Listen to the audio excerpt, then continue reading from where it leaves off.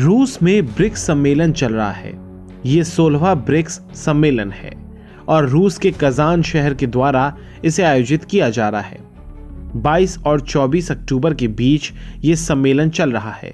तो आखिर आपको बताते हैं कि आखिर ब्रिक्स है क्या और ये इतना महत्वपूर्ण क्यों है। ब्रिक्स दुनिया की उभरती हुई अर्थव्यवस्थाओं का एक समूह है। भारत ब्रिक्स को वैश्विक संतुलन, विविधताओं और बहुलता का एक महत्वपूर्ण मंच मानता है। बात अगर ब्रिक्स की अहमियत की करें तो फिर 43% वैश्विक जनसंख्या का ये प्रतिनिधित्व करता है। 35% योगदान वैश्विक सकल घरेलू उत्पाद में है। 32% वैश्विक भूमि क्षेत्र को कवर करते हैं ब्रिक्स के तमाम देश और 20% वैश्विक निर्यात में सदस्य देशों का हिस्सा है।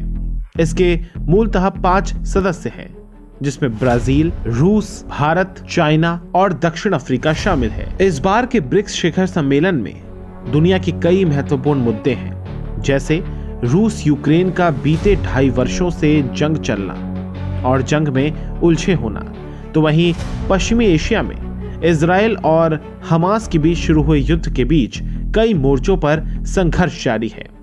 प्रधानमंत्री मोदी भी यहां पर पहुंचे हैं और उन्होंने रूसी राष्ट्रपति के साथ मुलाकात की है। साथ ही ये भी दोहराया कि हर समस्या का हल शांति ही है। ब्रिक्स के विचार की परिकल्पना साल 2001 में की गई थी, जो कि 2006 में ब्रिक के तौर पर सामने आई और 2010 में जब इस समूह में साउथ अफ्रीका शामिल हो गया तो ये ब्रिक्स बन गया। अगस्त 2023 में दक्षिण अफ्रीका में हुए 15वें ब्रिक्स सम्मेलन में लिए गए फैसलों के अनुसार अब समूह में 10 देश शामिल हैं। इसमें Egypt, Ethiopia, Iran, Saudi Arabia और संयुक्त अरब अमीरात नए पूर्ण सदस्य के तौर पर ब्रिक्स में शामिल हुए हैं। ब्रिक शब्दावली के जन्मदाता जिम ओ'नील हैं। अंतर्राष्ट्रीय वित्तीय कंसल्टेंसी गोल्डमैन सैक्स से जुड़े ओ'नील ने इस शब्दावली का प्रयोग सबसे पहले साल 2001 में अपने शोध पत्र में किया था। ब्रिक्स आज दुनिया की 43% आबादी, दुनिया के 32% भूमि क्षेत्र, वैश्विक सकल घरेलू उत्पाद का लगभग 35% और विश्व निर्यात का 20% कवर करता है। आपको बता दें कि इस साल का विषय है न्याय संगत वैश्विक विकास और सुरक्षा के लिए बहुपक्षवाद को मजबूत करना।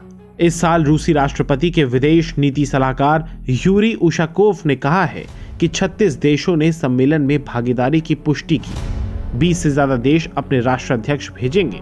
उशाकोव ने यह भी बताया कि पुतिन के 20 द्विपक्षीय बैठकें करने की आशा है। इस मौके पर रूसी राष्ट्रपति व्लादिमीर पुतिन, भारत के प्रधानमंत्री नरेंद्र मोदी, तुर्की के राष्ट्रपति एर्दोआन, फिलिस्तीन के राष्ट्रपति महमूद अब्बास और संयुक्त राष्ट्र महासचिव एंटोनियो गुटेरेस के साथ बैठक करने की भी आवश्यकता और संभावना है।